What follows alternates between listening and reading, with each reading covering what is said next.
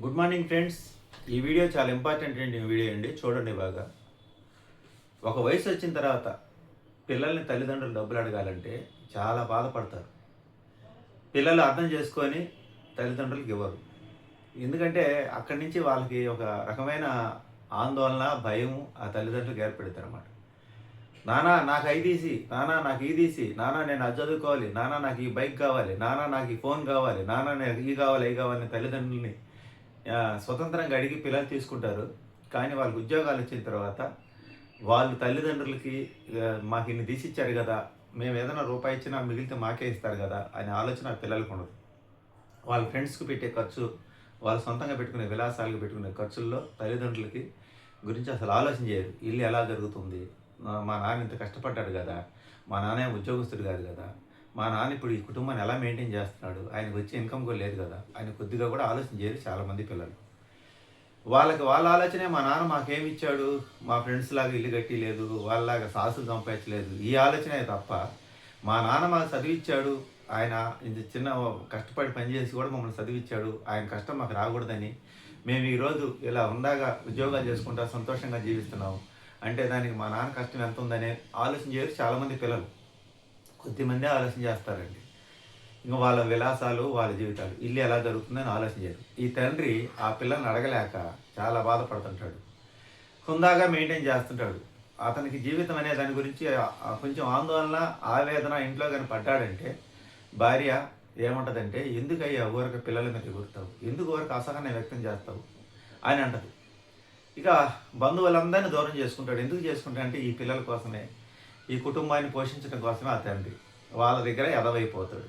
సమాజంలో ఏ ఫంక్షన్లకి, ఏ కార్యక్రమాలు ఎవరితో కలిసి తిరగడు. ఎందుకంటే సంపాదన తక్కువ, ఈ విలాసాలు చేస్తే నా పిల్లల భవిష్యత్తు పాడైద్దని ఇన్నిటిని త్యాగం చేసి కష్టపడి పిల్లల్ని చదివించి ఫైనల్గా అతనికి ఒక వయసు వచ్చిన తర్వాత అతను చేసే పనులు కూడా చేయలేక కొంచెం అవకాశాలు కూడా అక్కడ కూడా అవకాశాలు కోల్పోయి గమ్మున కూర్చొని ఆలోచన చేసే తండ్రి ఏ అవసరానికి పిల్లల్ని చేజాపాలన్నా కూడా కష్టంగానే ఉంటుంది. ఆ పిల్లలు కూడా ఏమనుకుంటారంటే, ఇద్దరు ముగ్గురు పిల్లలు ఉంటారు కాబట్టి నేనెందుకు ఇవ్వాలి, నేనెందుకు ఇవ్వాలి, నేనెందుకు ఇవ్వాలని వంతులేసుకుంటాడు. కానీ ఈ తండ్రి వంతులేసుకుని పిల్లల్ని చదివించడు. అస్సలు కుటుంబంలో సమస్యల గురించి, ఆ తండ్రి పడే వేదన గురించి ఆ కుటుంబ సభ్యులు ఎవరు అర్థం చేసుకోరు. ఆ తండ్రి ఎందుకు చేయి చాపలేడంటే ఇచ్చినవాడు కాబట్టి మళ్ళీ చేయి చాపలేడు, అర్థం చేసుకోవాలి. ఇక ఏదైనా ఆస్తులు అమ్ముదామంటే ఆస్తులు అమ్మితే రేపు మిమ్మల్ని ఎక్కడ ఉంచాలి అంటారు. ఏదైనా ఇల్లుంటే ఇల్లు అమ్ముకునేవారు, ఎందుకంటే రేపు మీరు చనిపోతే మిమ్మల్ని ఎక్కడ పెట్టాలి మేము, మీరు ఇల్లు అమ్మేసుకుంటే అని అంటారు. ఏదైనా వస్తువులు అమ్ముకుంటే రేపు ఏదైనా భవిష్యత్తు భద్రతకు అవసరం కదా మనకి, ఆ అమ్మితే ఎట్లా అంటారు, బంగారు వస్తువులు ఇంట్లో ఇల్లాలంటారు అన్నమాట. ఎవరు జాగ్రత్తలు వాళ్ళు చూసుకుంటారు. కానీ ఈ తండ్రి మటుకు ఈ కుటుంబాన్ని ఎలా నడపాలా, ఈ బాధ్యతలను ఎలా గట్టెక్కించాలి అర్థం కాక అయోమయంలో కొంచెం టెన్షన్ అయ్యి ఒత్తిడి గురై ఆవేశంగా కోపంగా మాట్లాడితే కుటుంబ సభ్యులందరూ అతను ఒక దోషిగా చూస్తారు. ఆల్రెడీ సమాజం కూడా అలాగే చూసిద్ది. ఎందుకంటే ఇతను ఈ కుటుంబం కోసమే ఎవరితో కలవడు. రూపాయి లెక్క రాసి వీళ్ళని జాగ్రత్తగా గుట్టు బయటపడకుండా సాక్కుంటూ వస్తాడు. ఇప్పుడు పిల్లలు పెద్దోళ్ళు అయిపోయారు. ఆ తండ్రి బాధను కొద్దిగా కూడా అర్థం చేసుకోరు. మాకు నువ్వేమిచ్చావు, మాకు ఏమైనా ఘనంగా పెళ్లి చేస్తున్నావా, మాకు మంచి కట్నం ఇచ్చి కానుకలు ఇచ్చి పెళ్లి చేస్తే కదా మంచి వరుడు ఇచ్చేది, మిమ్మల్ని ఆశించకుండా ఉండేది, పిండి కొద్దే రొట్టి కదా అని పిల్లలు అంటారు, కూతుర్లు అంటారు. కొడుకు ఏమంటాడు, నాకు కావాల్సినవన్నీ నువ్వు తీసిచ్చావా, రేపు నేను పెళ్లి చేసుకుంటే మంచి ఇల్లు కట్టించావా, ఏదైనా ఉంటే కదా నాకు పిల్లనిచ్చేదని కొడుకు అంటాడు. ఇలా రకరకాలుగా ఎవరు స్వార్థం కోసం వాళ్ళు మాట్లాడతారే కానీ మాకు రెక్కలు వచ్చినాయి, మేము ఉద్యోగం చేస్తున్నాం, అందరం కలిసి కుటుంబానికి 10 రూపాయలు పోగేసుకొని మనం ఏదైనా సాధిద్దాం, తండ్రే ఇల్లు కట్టించాలి, తండ్రే ఆస్తి సంపాదించాలి, తండ్రే అన్నీ ఇవ్వాలి. అప్పు చేసి తండ్రి ఏదైనా కట్టించిస్తే అప్పులు పిల్లలు కట్టరు, ఆస్తులు మాయ అంటారు, అప్పులు నువ్వు కట్టుకోపో అంటారు. గుమ్మనంగా గోప్యతగా ఉంటే నీ దగ్గర ఏదో ఉందలే అంటారు. సరే బయటపడి చెప్తే ఎందుకు అంత అసహనం వ్యక్తం చేస్తావు, నువ్వు సంపాదించలేక వెనకబడిపోయావు, ఇప్పుడు మేము ఈ బాధ్యతలన్నీ మేము లాగాలంటే లాగాలి అంటారు. చూడండి, ఇప్పుడు బయటపడితే ఒక సమస్య, బయటపడకపోతే ఆ సమస్య. దీన్ని సతమతమవుతూ ఎక్కడ నలుగురితో బయట అవుతారని చెప్పుకున్నా కూడా వాళ్ళు పక్కకు వచ్చిన తర్వాత నవ్వుతారండి, వీడేం సంపాదించలేకపోయాడని. అవకాశాలు రాక అవసరాలు తీర్చడానికి ఎన్నో రకాల ఇబ్బందులు పడి జీవితం అంతా బాధపడి వృద్ధాప్యంలో కొంచెం హ్యాపీగా ప్రశాంతంగా గడుపుతామంటే ఈ సమస్య వచ్చి కూర్చుంటాయి. ఇప్పుడు ఇంకేం చేయాలి, ఒక పక్క ఎక్కువ ఆలోచన చేస్తే తలనొప్పి వస్తుంది, ఇంట్లో వాళ్ళకి విషయాలు చేస్తే వాళ్ళ ఆందోళనకు గురవుతారు. ఇంకా వాళ్ళు ఏమంటారు, నువ్వేం సంపాదించలేకపోయావు, నీకు తెలియలేదు అంటారు. సమాజం అదే మాట అంటది, కుటుంబం అదే మాట అంటది. కానీ ఎవరి దగ్గర అప్పు చేయకుండా కుటుంబాన్ని దూరం జాగ్రత్త ఎలాక్కొచ్చాడే, మమ్మల్ని పెంచి పెద్ద చేశాడే. ఇన్ని సంవత్సరాలైనా కూడా మా నాన్నే కుటుంబాన్ని పోషిస్తున్నాడే, ఆయన బాధ కొంచెమైనా అర్థం చేసుకుందామని ఏ కొడుకు గాని, కూతురికి గాని ఉండదండి.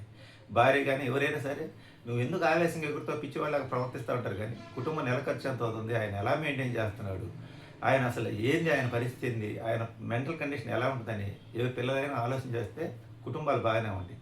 వాళ్ళు ఏమీ సహకరించరు కుటుంబానికి, కానీ ఆస్తులు సంపాదించలేదు అంటారు.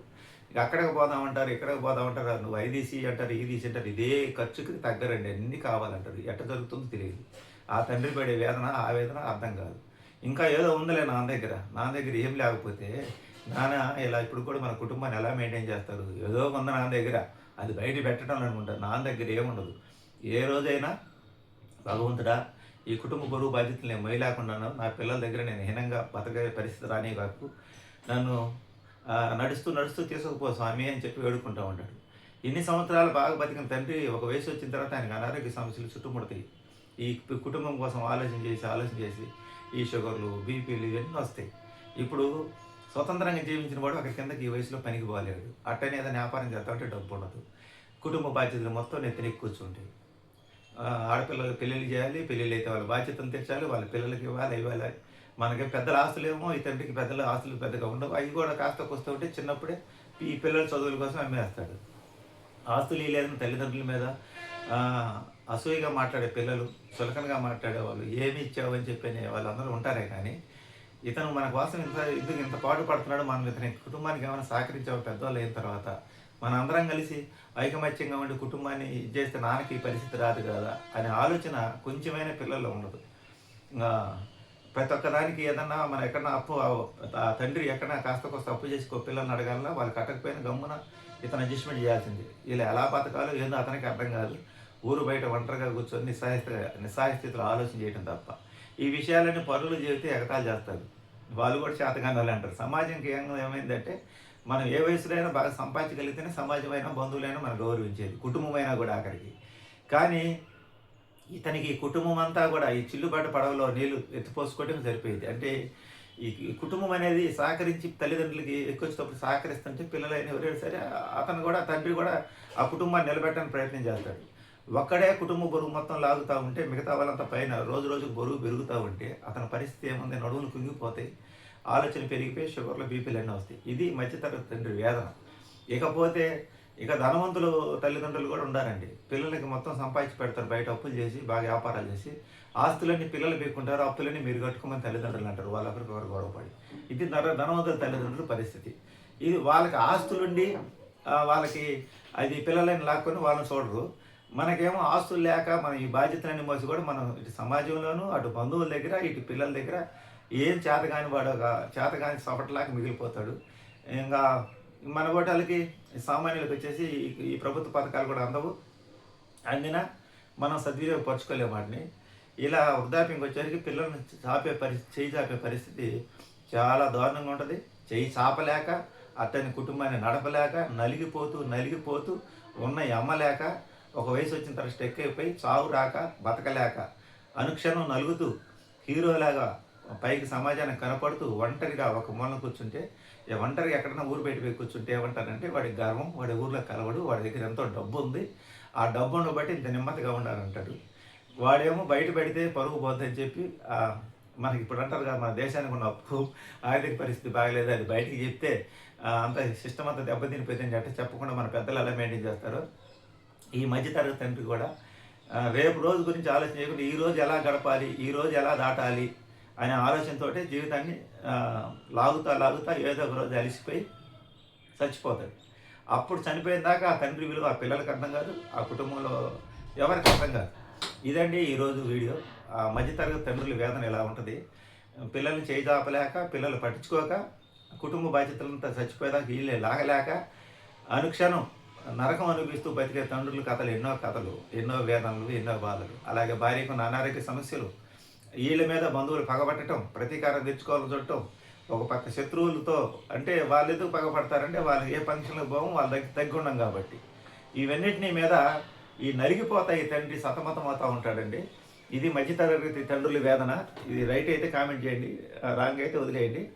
నేను ఒక విశ్లేషణ చేసి సామాన్య మధ్యతరగతి తండ్రి పరిస్థితి ఎలా ఉంటుందని ఒక వీడియో రూపంలో చెప్పడం జరిగిందనమాట. వీడియో నచ్చితే లైక్ చేయండి, సపోర్ట్ చేయండి, హెల్ప్ చేయండి.